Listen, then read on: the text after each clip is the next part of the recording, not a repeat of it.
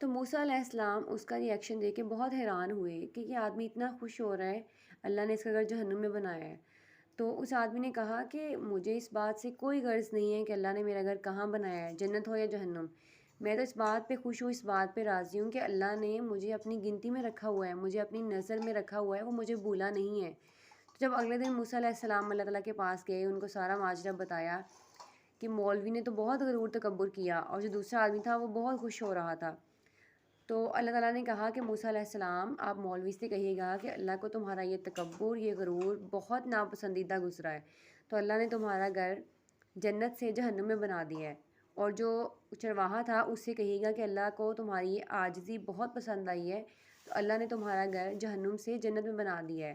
تو دیکھیں اس میں ہمارے لیے یہ ایک لیسن ہے بہت بڑا کہ ہمیں نہیں پتہ کہ اللہ کو ہماری کون سی عادت پسند آتی ہے اور ہماری بخشش کا